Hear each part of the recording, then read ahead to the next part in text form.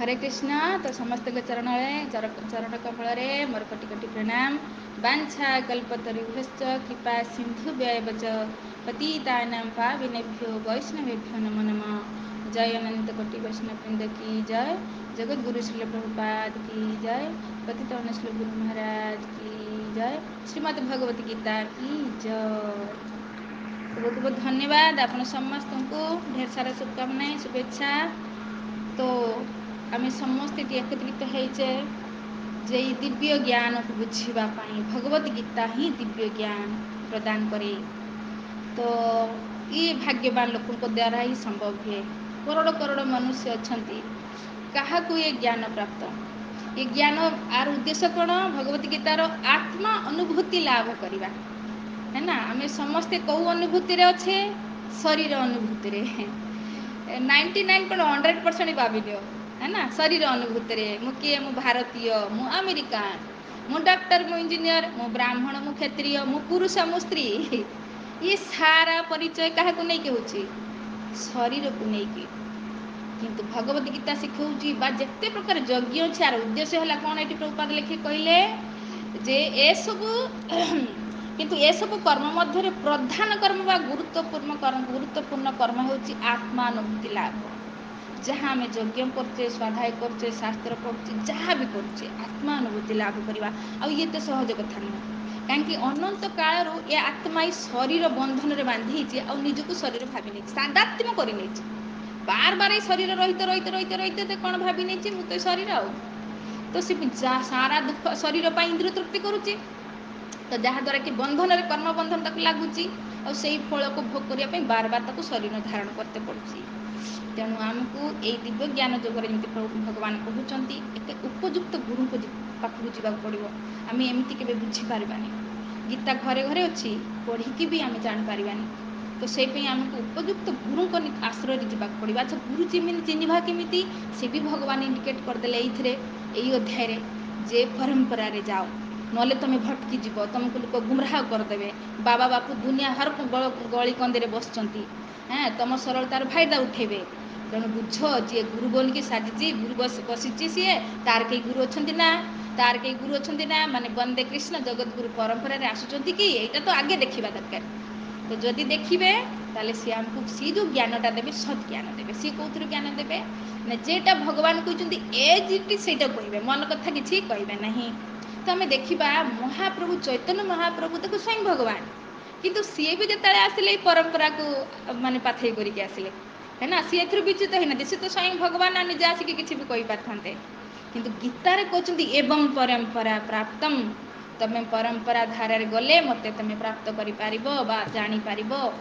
तो से स्वयं भगवान जो चैतन्य महाप्रभु आसिले संसार को तो सी भी परंपरा रे गुरु किए ईश्वरपुरी ईश्वरपुर गुरु माधवपुरी माधवपुर गुरु है लक्ष्मीपति गुरु है व्यास तीर्थ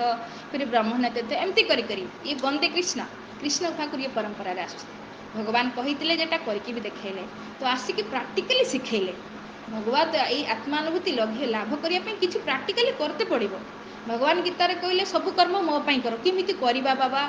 मोर भक्त हो किमिति बनिबा। तो से भगवान करके देखले आम जो तिलक धारण करुचे जो कंठी धारण करुचे गीता पढ़ा गोटे किमिति भक्त हवा कि जानी नहीं गुरु शिखेबे। अरे बाबा भगवान को सीना समर्पण कर निजक समर्पण कर भगवान तो बिना तुलसी क्या ग्रहण करती ना तो तुमको केमती ग्रहण करेंगे। तेणु माला धारण कर तुलसी आम धारण करुचे चंदन बिना चंदन रे जे दर्शन कर शास्त्र कड़ा शब्द कहते से श्मशान सदृश तिलक ना थाके जदि विप्रर कपाले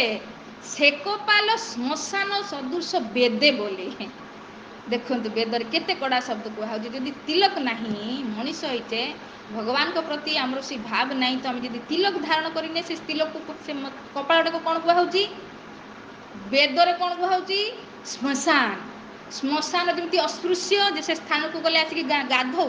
से जहाँ कपाल तिलक नहीं माने से श्मशान सदृश भाई मु कहूनी शास्त्र कहूँ। तो देखो केते बड़ कथा महाप्रभु से आसिक निजे देखले करके शिखेले भाई एमती भक्त हो ना लोक कहते ना ये तिलक फिलक पिंधा कौन दरकार ये मो मैंने भक्ति तो मने मने हवा दरकार ये सब देखा कौन दरकार है ना, आपण मैंने भी सम्मुखीन हे ये सब जी लगे ये सम्मुखीन होते पड़ो किंतु आमको करते पड़ो शास्त्र बाणी नहले पद्म पुराण रे कहुची यज्ञ दान तप स्वाध्याय पितृतर्पण व्यर्थ कुर्वन्ति तत् सर्वम ऊर्ध्वपुंड्र बिना कृतम आमे यदि बिना तिलकरे आमे यज्ञ करचे तपस्या करचे व्रत करचे स्वाध्याय करचे पितृतर्पण करचे व्यर्थ कुर्वन्ति तो सब व्यर्थ गला। हाँ महाप्रभु को पाखक थे तपन मिश्र जाते मोहन भक्त बहुत सुंदर भगवान तो से दिन हुए तो झाड़ माड़ पुछी पुछा जाइए कौन हो तो जमी तपन मिश्र को देखी महाप्रभु तुरंत कहले सुन मिश्र आज तुमार आज कपाले तुमार तिलक ना देखी केन कि जुक्ति यार आज तुम कपाल तिलक कहीं नहीं कौन जुक्ति यार बुझिला मो आज तुम्ही नहीं कर संध्या आज तुमार संध्या होइल बंध्या जदि तुम आज संध्या मुझे बुझिली तुम आज संध्या बंदना आज कर बोधे आदि करच बंध्या होगला बंध्या माने बांझ फल दिए किसी फल दबनी आजिकार तुम संध्या बंदना जो कल ता फल किसी बिना तिलक जदि करच तो से फल किसी देवनी स्वयं महाप्रभु कर तो ये कुछ देखेवाई करा जाऊनी आपको देखिले ना तिलक देख सांगे सांगे लोक स्मरण करदे कृष्ण को आमे खाली आमे तिलक लगे कि से देखिकी तार कल्याण होगला। हाँ कहती वैष्णव माने हेले चलता फिरता मंदिर आमे मंदिर कौन पाई जाऊ शांति पाई जाऊ देखिकी भगवान को दर्शन करने जाऊ ना तो जन जन वैष्णव को देखुच मैंने साक्षात आप भगवान को दर्शन कले तो से किसी लोग कहते ना ये सब तिलक धारण कर पुरुष मैंने नंडा होता चुरिकी रही था कहीं तो ये चलता फिरता मंदिर जमी मंदिर कौन गर्भगृह भगवान था अच्छा मंदिर ऊपर देखिए कलश थाए कलश उपर पताका थाए तो से वैष्णव मानकर मुंडटा है से कलश से प्लेन कर मुंडटा पूरा कलश भाई देखा दरकार पूरा प्लेन बाल न चुरिकीटा है से पताका। हाँ आ कहीं ना से चलता फिरता मंदिर भीतर हृदय भगवान को धारण करके उच्चारण करती तो वैष्णव को जी दर्शन करदे से साक्षात भगवान को दर्शन करे तिलक देखिए से तो कह जाए संसार सबुठ संपद कौन विपद कौन। हाँ संपद नैव संपद से संपद संपद नुहे विपद नैव विपद से विपद विपद नुहे कृष्ण स्मरण ही संपद आ कृष्ण विस्मरण ही विपद। कृष्ण स्मरण करदेले ना तुम ये संपत्ति होगला आ कृष्ण विस्मरण ही तुम विपत्ति सारा संसार आज विपद पदम पदम यद विपद फसते कहीं कृष्ण विस्मरण तो वैष्णव माने कृष्ण को स्मरण कराती। हाँ तो ये दिव्य ज्ञान जी पाए कहीं केतले पाए ना गुरु को अनुगत रही सी कह बाबा रे तू आत्मा आत्मा उपलब्धि केतले कर तो प्राक्टिकली करू भगवान भक्त भगवान पूजा कर भगवान प्रणाम कर। हाँ तो भगवान पर सबकि अर्पण कर प्राक्टिकली गुरुदेव शिखेबे फिर धीरे धीरे धीरे धीरे आम आत्मा अनुभूति लाभ करवा से भगवान कहते बास ये दुईटा श्लोक जब आम कनक्लूजन नवा 41 और 42 नंबर श्लोक भगवान कौन कहले सब कर्मफल को त्याग कर जे त्याग कर माने जी मो त्याग कर सब कर्म बंधन बांधि हम ना एत कौन संशय नहीं कहीं सी मो करुच्ची ना जमी अर्जुन कहीं डरुले जिते मारिदेवी मत पाप लगे तो भगवान कौन लगे निमित्त मात्र बन सब तू निमित्त बन मु चाहे तू मो कर तो मो कर तो बंधन लगे जिते मनुष्य मार क्या तुमको पाप अगर आत्मा तो मरी हुए नहीं तो ये दुष्कृत मान को मारे आसे तोते तो श्रेय देवाई आसे जस लभस्य ते जस देवाई आसे तो से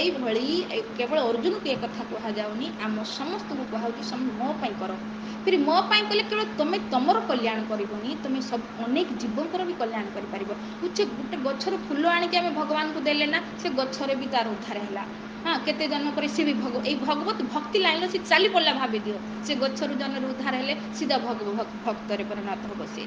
गोटे मशा दीदी दिन प्रभु जमी कहते तुम हरे कृष्ण करुच से मशा तुम खुनुच तुम हाथ चलीगला मरी गला से माने शरीरटा से छाड़देला किंतु से आत्मा तार सदगति है। प्रत्येक कीड़े मकड़े ककरोच जहाँ भी ए घर भितर अच्छा घर है मंदिर ये सबकि भगवान हो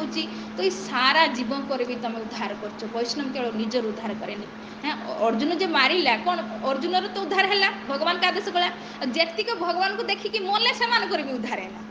तो से आम जो भक्ति करवा आम आम निजर भी उद्धार करवा प्लस जेतिक आम सहित जुड़े से भी उद्धार हम कहीं से भगवान सहित ज्ञान पत्राण जोड़ी गले तो ये जो अन्नटे खाऊे गोटे धान रू तो होती ना तो सी प्रसाद लगिगला भगवान पाखे तो सी जो गचर हो से गच सी गोटे गुजनी ना ती रहस्य कर्मर रहस्य बास आम रहस्य को बुझी न पाले किसी कथा नहीं सरेंडर हो जाओ गुरु चरण रे आ गुरु आम जानीगले आम भगवत गीता अनुसार गुरु क्या चिन्हवा दरकार गुरु आमको केमती ज्ञान देवा दरकार आशा करुच्ची आपण मैंने मूलर जो आम 42 नंबर श्लोक जाए पढ़ी पढ़ी पढ़ी पढ़ी शुणी शुणी शुणी शुणी आसिले तो आज लास्ट दिव्य ज्ञान कथा कौन कहले दिव्य ज्ञान माने जे आत्मा विषय जानीगला परमात्मा विषय जानीगला और आत्मार कर्तव्य परमात्मा प्रति जब जानीगला बस यहीटा ही दिव्य ज्ञान तो आम समय हो तो मुझे बहुत सुंदर ए बहुत कथा थिला नहीं था किंतु 10 मिनिट रे कौन कह दौड़े ट्रेन भाया तो ना मुझे कहूली जे आपण समस्त को काली तो आम परदिन कर्मयोग आरंभ करवा पंचम अध्याय तो आपण मैंने अनुवाद पढ़ के आसवे ठीक अच्छे कहीं टी होमवर्क दबा दरकार ना माताजी तो कहते बास आम जा बसिक शुणीदे तो आपड़ केते जोर ग्रहण कले केते शुणिले मुझे जानवी केरक तो से मु खाली जो अनुवाद नहीं तात्पर्य तो बहुत क्वेश्चन हो आपण मैंने केते पढ़े टाइम भी मिलबनी ठीक अच्छे तो आपण मैंने खाली अनुवाद पढ़ के आसवे अनुवाद तो केते समय लगे 10 मिनट तो ताहारी भितर मु प्रश्न देवी मु आज तक प्रश्न को रेडी करी काली आम पचार ठीक अच्छे जी उत्तर दे पाला माने जहाँ उत्तर आसे से हाथ टेकवा आम देखा अच्छा आसे तो आम जन जन करके हाथ नाम डाकिबा आ जी न करि पारला भी मु उत्तर कहीदेमी जी उत्तर कहले हाँ ये ठीक जो न कही पारला मुझे कहीदेमी तो आपण पूरा भगवत गीता चतुर्थ अध्याय बुझीजे आप गोटे कागज पेन रखिए जो भी आसेनि कम से खाता कलम रखिए तो सही आंसर भी आप लिखिदे चलिए तो आप चतुर्थ अध्यायटा आप भल कि आप जानीजे खाली क्वेश्चन आंसर है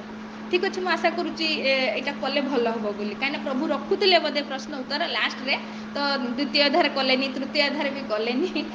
तो मुझे चेष्टा कर आज दिन बसिक जिते कम था मुझे करी कहीं आम एत प्रयास करुचे कि तो जानतु खाली आम थीओरी जानीगले हेनी ना प्राक्टिकल आप जानिले जिनटा अन्य मान भी कन्विन्स करेंगे तो गीता ज्ञान माने बहुत दिव्य ज्ञान से सब्जेक्ट ना भी दिव्य ज्ञान तो आशा करुच्ची आपण मैंने दिव्य ज्ञान को किछिटा अनुभूत करेंगे किछिटा जानी थे आम एति प्रयास करी आसी पहुँची गले लास्ट रे तो आपण मैंने तैयार होके आसबे तो आम यार प्रश्न उत्तर काली करवा परदिन आम पुणी पंचम अध्याय नवा ठीक अच्छे तो सार या दिव्य ज्ञान यहाँ गोटे क्वेश्चन आत्मा को जानिबा शरीर को नुहे ये दिव्य ज्ञान आत्मार ज्ञान भगवान को जानिबा आउ भगवान को सहित संपर्क कौन कले आम भगवान को पाइपर तो गुरु केमती चिन्हवा ये सब आसो समस्त के आंसर आसवे मुझे आशा करुच्ची तो आप ध्यान से शुणी समस्त एत समय देखिए आसछंती से बहुत बहुत धन्यवाद आप समस्त को तो निजे भी आसतु अन्य मान ए जोड़ातु से भी कल्याण करातु ठीक अच्छे रखा 2-3 मिनट अच्छी जदि कार किसी प्रश्न थाए नहीं पार हरे कृष्ण हरे कृष्ण।